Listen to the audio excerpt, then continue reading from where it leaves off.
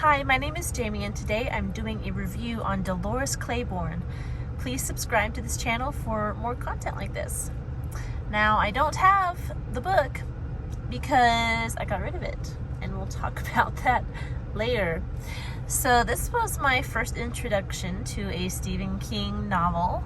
Of course, I'm familiar with his book, not his books, but his works in the film industry, and most, if not all, of the movies are based off of his books. I'm not very familiar with Stephen King, obviously, but I was like, I know he writes books, and I know his stories are turned into movies. I'll try it out.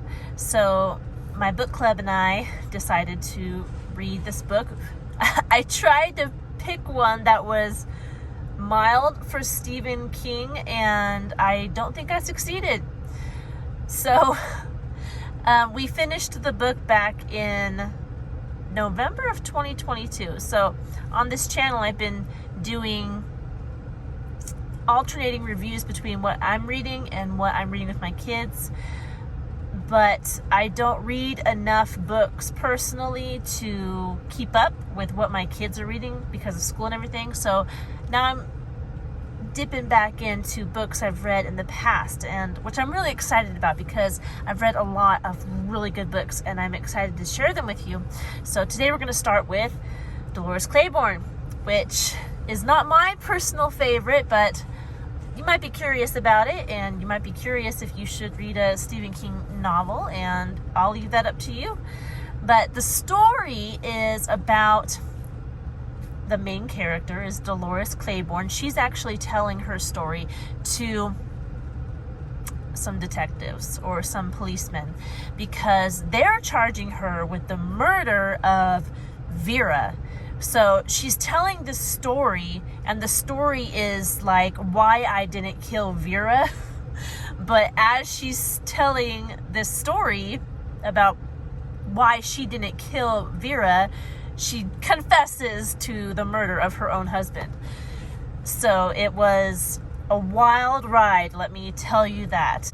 Spoilers, if you didn't already see in the title of this video, there's spoilers. So if you're wanting to read the book, probably don't watch this video because I'm not going to pull any punches. Here we go. So, the book details why she decides to kill her husband. He's not a great guy to begin with. Actually, he's an awful guy. And I don't even want to talk about it. It's just horrible. There's sexuality in it. The way her husband treated her sexually, and then when she stopped allowing him to with her, he decided to go after their daughter, which is why Dolores decides that it's time to kill her husband. And there's other stuff that leads up to it. I think she tried to leave, but he had stolen her savings or something, so she didn't have money to leave, which, in my opinion, she should have left anyway. Like, who cares if you're penniless? Get the kids and get out of there and live in a cardboard box until you can make enough money to, but anyway, that's not how the story went. In her mind, it was time to kill him. So I strongly disagree with that, but that's where the story went.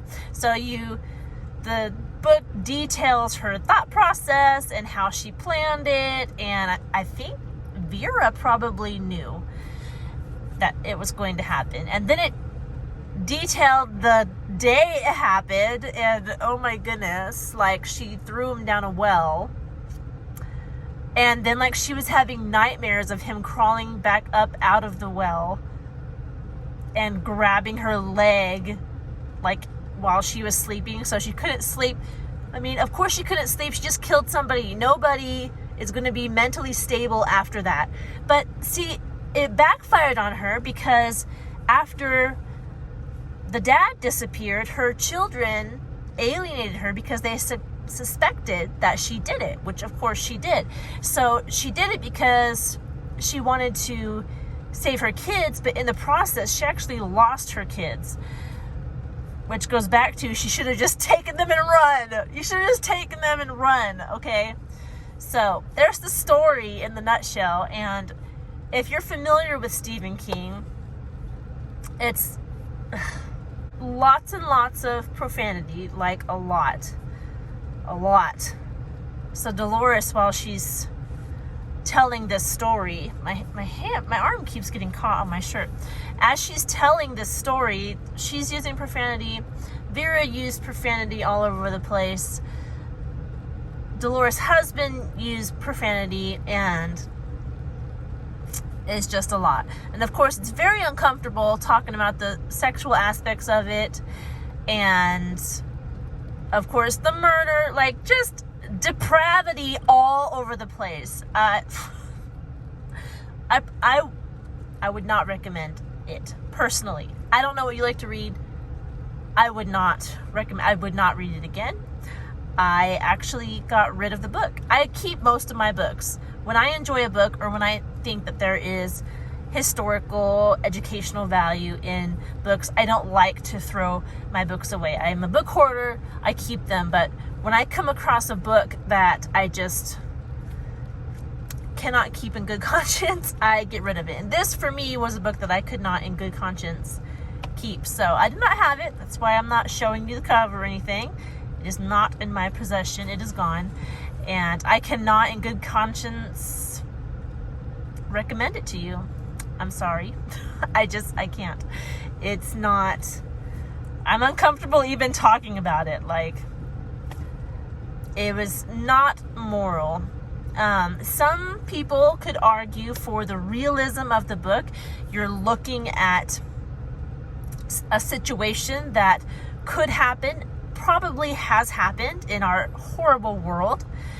You see into the horrible lives of these people that you don't want them to be in this situation, but they are, and then they have a choice, and then they make the wrong choice.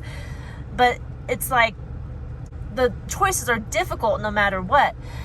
So there, you can argue for the realism that if you want to see what people are going through that have nothing, and they're at the end of their rope, and they feel like they don't have an option, there you go. You can read it in that book. I will say that Stephen King is a really good storyteller. There's a reason why his stories make it to film. He develops the characters in a visceral way. They're just ingrained in your head.